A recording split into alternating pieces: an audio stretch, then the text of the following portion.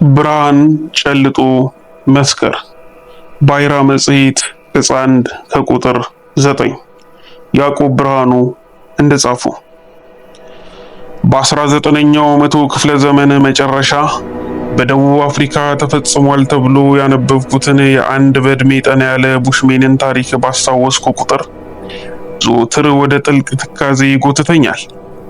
ይህ ያልታደለ የቡሽሜን አዛውንት ቀኝ ገዢዎች መሬቶቻቸውን በሚያሳድዱ ሰሞን የጎሳዎቹ መሪና ሽምቅ ተዋጊ ነበር። የሆነ ቀን አካባቢው ላይ በከተሙ የደች ሰፋሪዎች እገዛ አዛውንቱ ኮቦና ጥቂት ሌሎች የጎሳዎቹ ሰዎች በድንገት ተያዙ። እንደተለመደው ፍየል ሰርቀሃል ተብሎ በቀኝ ገዢዎች ፍርደ ገምድልነት ለ15 ዓመታት ዘብጥያ እንዲወርድ ተወሰነበት። ቡሽሜንን አታስረውም። ቡሽሜንን እንኳን ለ15 ዓመታት ይቅርና ለ15 ቀናት ካሰርከው አበቃ። የገደልከው ያህል ነው። ለምን ብትል ልጅነቱ የንጽህና ነዋ። ዓለሙ እስከ ከዋክብት ጽንፍ የተዘረጋ ሁሉ ብርቅ ግን ነፃ በሆነበት የበረሃና የዱር ክበብ እንደ ንስር በነፃነት የሚቀዝፍ ገደብን የማያውቅ ነፃ ፍጥረት ነውና ቡሽሜንን ስታስረው ያኔ ሰብረዋለህ። ማሰሩን ተውና በመንደሮች ተወስኖ እንዲኖር ስታስገድደው ያኔ ዘር ማጥፋት አውጀህበታል። በአሜሪካ ቀደምት ህዝቦች ቀይ ህንዶች ላይ የሆነው ይሄው ነበር እና በዚያ ዘመን አንድ የጀርመናዊ የስነ ልሳን ተመራማሪ በደቡብ አፍሪካ የቡሽሜን ቋንቋ ለማጥናት በሚያደርገው ጥረት የሚያግዘው ሁነኛ የቋንቋ ተናጋሪ ፍለጋ ሲዋዝን ከዚሁ ያልታደለ እስረኛ ጋር ተገናኘ። ጀርመናዊ ቡሽሜኑን በቁም እስረኝነትና በአገልጋይነት ወደ ቤት ወሰደው። ታሪኮቻቸው፣ ተረቶቻቸው፣ አፈ ታሪኮቻቸው ሁሉ 12000 የእጅ ጽሕፈት ገጾች ተመዘገቡ። ዛሬ ዩኔስኮ ለሰው ልጅ ሁሉ ዋጋ ካላቸው ብርቅ የጽሕፈት ቅርሶች መካከል መዝግቧቸዋል። ከዓመታት በኋላ አንድ ዕለት ምሽት የጀርመናዊው ረዳት የነበረችውና የጎሳዎቹን ቋንቋ የምትናገረው ሉሲ ቡሽሜኑን አዛውንት ኮቦን ጠየቀችው። ለመሆኑ ከጎሳዎች በመነጠልህ ከመኖሪያ አካባቢ በመራቅህ የሚናፍቅህ ምንድን ነው? ቡሽሜኑም በትካዜ ውስጥ ሆኖ መለሰ። የሚናፍቀኝ ምግቡ፣ መሰሎቼ፣ ነፃነቱ፣ ጋራ ሸንተረሩ ሊመስልሽ ይችላል። እኔ ሁልጊዜ የማልመው ግን የጨረቃዋን መውጣት ተከትዬ ወደ ለመድኳቸው ሸንተረሮች ተመልሼ ተረቶቻችንን፣ ታሪኮቻችንን እንደገና ለመስማት ብቻ ነው። ዘወትር የሚናፍቁኝ ተረኮቻችን ብቻ ናቸው። የማውቃቸውስ ቢሆኑ እንኳን ደጋግሜ ብሰማቸው አልሰለቻቸውም። ተረቶቻችን እንደ ንፋስ ናቸው። ምኞቴ ከመሞቴ በፊት አንድ ዕለት እንደገና ተመልሼ እንደሰማቸው ብቻ ነው። እነሆ አሁን ቁጭ ብዬ ስጠብቃት የነበረችው ጨረቃ ወጣለች። ቢፈቅዱልኝ እችን ጨረቃ ተከትዬ ወደ ጎጆ ያዘግማለሁ። እዛ ታሪክ አለኝ። እዚህ እኔ በማይመስለኝ የሴቶች ጓዳ ስንከላወስ፣ እዚያ መሰሎቼ ታሪኮቻችንን እያጣጣሙ ነው። እዚያ ከተራሮች ጀርባ ልታደም የሚገባኝ ብዙ ታሪክ አለኝ።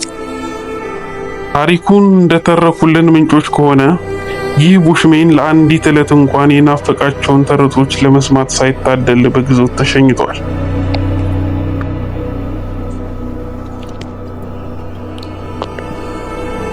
መጀመሪያ የሰው ልጅ እሳትን አላመደ፣ ምድጃውንም ዘረጋ። በእሳቱ ፍላጻ ነፃና ቁጡ መዋነብ በወጋገኑ ትርኢት ህብር ነፍሱ ማለለች። በምድጃው ዙሪያ ብርሃን ጨልጦ ሰከረ። እዚያ ተረቱን አደራ፣ ደመ ነፍሱንም አነቃ። ጥንታዊና መሰረታዊ የሆኑ የሰው ልጅን የደመ ነፍስ ስሪት አንጓዎች በተረቶቹ ቀመረ፣ ሸመነ። የታሪክ ነገራውን አሃዱ የጀመረው እንዲሆነ ምናልባት የሰውን ልጅ ከእንስሳት የተለየ በመጠኑ በምክንያታዊ አእምሮ የሚመራ ፍጥረት ያደረገው ይኸው የታሪክ ነገራ ጥበቡ ሳይሆን አይቀርም። ምናልባት በቅጡ ልንረዳው ስላልቻለን እንጂ እንደኛ የተወሳሰበ ባይሆንስ እንኳ እንስሳቱም በራሳቸው አኳኋን የታሪክ ነገራ መንገድ ይኖራቸዋል። በእርግጥ እነሱ እንደኛ አይጽፉም፣ ግን ይዘምራሉ። ዝማሪያቸው ልዩ ልዩ አይነት ህብር አለው። ሸብሸቦ፣ ቀዘፋ፣ ማንቋረር፣ ከሁሉ በላይ ስል ደመነፍስ ስሪታቸው ነው።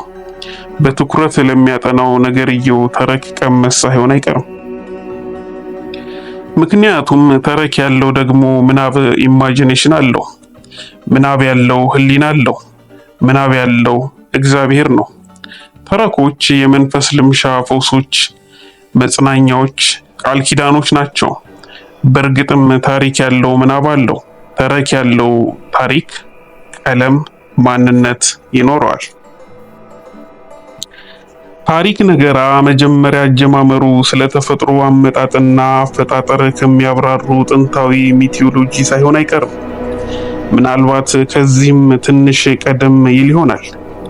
ቀስ በቀስ የሰው ልጅ የታሪክ ነገራ ጥበባትና ጭብጦች፣ የፍቅር፣ የዘላለማዊነት፣ የትግል ወዘተ ሀቲቶችን እያሰባጠረ ከገድል መሰል ሃይማኖታዊ ተረክ ወደ ምክንያታዊ ማሰላሰል ፍልስፍናና ሳይንሳዊ የታሪክ ነገራ መንገዶች እየተለወጠ ዛሬ ያላቸውን ቀለም ለበሱ። እነሆ የሰው ልጅ የሚሊዮን ዓመታት ሰው የመሆን በቃተት በሁለት ቃላት ሲገለጽ ታሪክ ነገራ ወይም ስቶሪ ቴሊንግ ብቻ ይሆናል። ተረት፣ በተለይ የጥንታዊነት ለዛ ያለው ተረክ እንደ ሕይወት ሁሉ ዞሮ የሚገጥም ክብ መሆኑን ልብ ልንለው ይገባል። አልፋና ኦሜጋ መቼውንም ዴድ ኢንድ አይኖረውም። እናም ተረኮቹ ትረካቸው ሳይቋጭ እንዲሁ ቢተውም ካዳመጥናቸው ወይ ካነበብናቸው በኋላ ውስጣችን ማደጋቸውን ይቀጥላሉ። እናብሰለስላቸዋለን። ምናባችንን ያነቃን ከሆነም ደግሞ እናስቀጥላቸዋለን። ምናብ ባይኖረንስ እንኳን ያለማስተዋልም ቢሆን ኖረናቸው እናልፋቸዋለን እንጂ ልንቀጫቸው አቅም የለንም። ምክንያቱም የምንጽፈው ሁሉ የምናስበው፣ የምንመረምረው ሕይወታችን ሳይቀር በተለይ ቀጣይ ነውና። መኖር ማለት በላብና በደም ታሪክ መጻፍ፣ ታሪክ መንገር አይደለምን? ነገር ግን ዘመናዊውም ይሁን ጥንታዊ ተረኮች ሁሉ በውስጣቸው የታጨቁ አንዳች አይነት ትርጉም እንዲኖር የግድ አይደለም።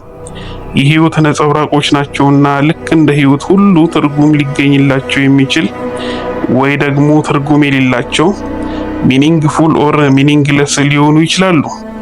አንዳንዴ ትርጉም የንቃተ ህሊና የህይወት መንገድ ውጤትም ይሆናልና። በዚህም በእኛ ዘመን ታሪክ ነገራ ተለውጧል እንጂ አልከሰመም። ደግሞም ይለወጣል እንጂ መቼውንም አይከስምም። ታሪክ ነገራ የሰው ልጅ ስነ ህይወታዊ ሩህ ነው። ይኸው ሲኒማ፣ ዘፈን፣ ልቦለድ፣ ተውኔት፣ ኢንተርኔት አዲሱ የዘመን ታሪክ መንገሪያ መንገዶች ሆነው ብቅ ብለዋል። ላሜ ቦራን ብልጮን፣ ስንዝሮን ቶሚ ኤንድ ጀሪ ተክቶታል። እነ ጦጢት ተረስተው መመሰያዎቹ አኒሜሽን ሆነዋል። ሰው ከባቢውን ረስቶ ወደሆነ የማይጨበጥ ኢሉዥን ዓለም ኮብለል የመረጠ ይመስላል። እነሆ የአዲሱ ዘመን ታሪክ ነገራ በጥንታዊው ሰው ስነ ተረክ ውስጥ ዋናውን ሩህ ንጽህናን ኢኖሰንስ አጥቶታል። የታሪክ ነገራ መንገድ መለወጥ የሰው ልጅ ደመነፍስ የተፈጥሮ ከባቢውን የሚቲዮሎጂ አረዳዱን ሙሉ ለሙሉ እንደለወጠው እሙን ነው።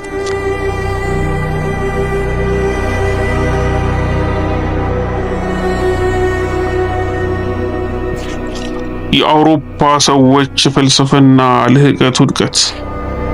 የሰው ልጅ አጠቃላይ ሁለንተናዊ ስልጣኔ የእሳቱ ስላሶች ውጤት ነው ብለናል። የምድጃ የማቅለጫና የመሰዊያ ከፍ ብዬ እንዳተትኩት መጀመሪያ ፍልስፍና የተረት ተረክ ቅጣይ ነበረ። ከተረት የተዋሃደ ከእምነት የተጋመደ ነበረ። ታሪክ ነገራ እየሰለጠነ እየተቀየጠ እየተለወጠ ሁሉም ነገር ባህሉ እየሸመነው ግብጽ፣ ሜሶፖታሚያ፣ ግሪክን አልፎ ሮምንም ተራምዶ ፍሎረንስ ላይ ደረሰ። በዚህ ጊዜ በተለይ በምዕራብ አውሮፓ ከተረት ስነ አምልኮ እኩል ምናልባትም በላይ የአመክንዮዊነትና ፍልስፍና እንዲሁም የሳይንሳዊ ታሪክ ነገራ መንገዶች መፈርጠም ጀምረዋል። በ14ኛው ክፍለ ዘመን በጣሊያን ፍሎረንስ የአውሮፓ ሰዎች የተሃድሶ ንቅናቄ ሲጀመር ከሶስቱ የእሳት ስላሶች ሁለቱን አግልሎ ከማቅለጫው ጋር መጣበቅን መረጠ። የመለኮት ህልውና ማክተም በአዋጅ እስኪለፈፍበት ድረስ መንፈሳዊነት ዋጋ አጣ። ባህል፣ ትውፊት፣ ስነ ተረት በአዲስ መጤው ሳይንሳዊ የቁጥርና የግራፍ ተረት ውሽንፍር እንዳይሆን ሆኖ ተሽመደመደ። በአንድ ወቅት በስፓኝ፣ በፈረንሳይ፣ በጣሊያን፣ በኔዘርላንድስ ትልልቅ የአምልኮ ቦታዎች የነበሩ አድባራት በሂደት የምሽት ጭፈራ ቤትነት ተቀየሩ።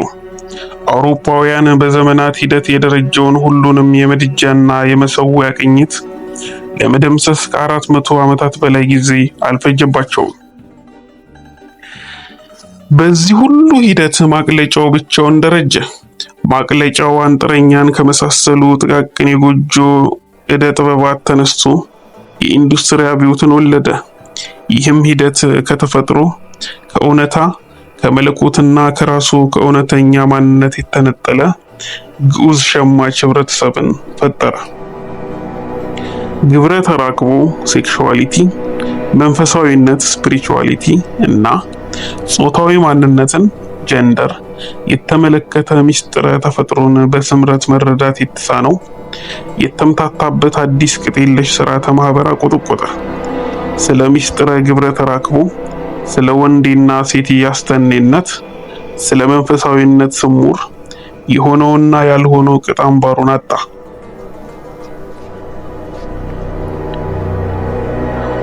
ዋናውን አጽመ ነገር ለመጠቆም ያህል እንጂ ይህን 100 ዓመት የተጠጋ ጊዜ ፈጀ እጅግ አስደናቂ ግን ለሰብአዊነት የማይገደው ሽግግር ለመተንተን 1000 ገጾች አይበቁም። ሆኖም ሌሎችን ጨምሮ ኤግዚስቴንሻሊዝም እና አብሰርዲዝም ይህንን አዲስ መሳከር የተጫነው ተስፋ ማጣት የሚያሰግረው የኑቫሪ ቅኝት ለመረዳት የአውሮፓ ልሂቃን የሰነዘሯቸው ግብረ መልሶች እንጂ ልሂቃኖች አለመሆናቸውን ለመጠቆም እፈልጋለሁ። እንዲያውም ለአፍሪካውያን ለጥንታዊው የስነ ተረት ህዝብ አብዘርድ ራሱ አብዘርድ የሆነ እሳቤ ነው። ጥንታዊው ሰው ዘወትር የሚኖረው ከመላው ተፈጥሮ ጋር በተግባቦት ነዋ። የአውሮፓ ሰዎች ፍልስፍና በዋናነት በኢጎ ወይም ኢንተሌክት ዙሪያ ያጠነጥናል። እንዲያውም የአውሮፓ ሰዎች ፍልስፍና በአንድ ቃል ተቀንብቦ ሲያጥር የሬኔ ዲካርት አይ ቲንክ ዜርፎር አይ አም ግለ ድምዳሜ ያጠቃለለው ይመስለኛል።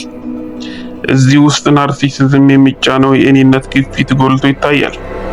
በአንጻሩ የጥንታዊ የስነ ተረት ህዝቦች ጋርዮሻዊ ፍልስፍና በአፍሪካዊው ኦቦንቱ እኔን የሆንኩት እኛን ስለሆንን ነው የሚል አስደናቂ ጽንሰ ሐሳብ መቀንበብ የሚቻል ይመስለኛል። በአፍሪካውያንና በጥንታዊ የስነ ተረት ህዝቦች ዘንድ ከኢንተሌክት ይልቅ ደመ ነፍስ መንፈስ ስፕሪት ገዢ ነው። የአውሮፓ ሰዎች ሰው የተፈጥሮ የበላይና ገዢ ሊሆን የተገባ ስለመሆኑ ያምናሉ። ስለ ጥንታዊ የስነ ተረት ህዝብ ግን ተፈጥሮ የሚታዘዙት እንጂ የሚዳኙት አይደለም። ሁሉም ነገር የተሳሰረ ነው። ሌላው ቀርቶ በአሜሪካ ቀደምት ህዝቦች ቀይ ህንዶች ቋንቋ ውስጥ ዱር ወይም ዋይልድ የሚል ቃል እንኳን እንደሌለ ይነገራል። ለምን?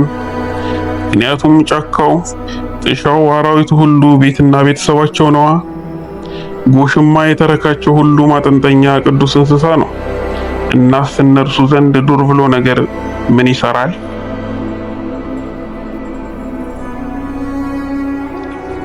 በስነ ተረት ህዝቦች ዘንድ ከህግና ቀኖና ይልቅ ንጽህና ወይም ኢኖሰንስ ገዢ ነው።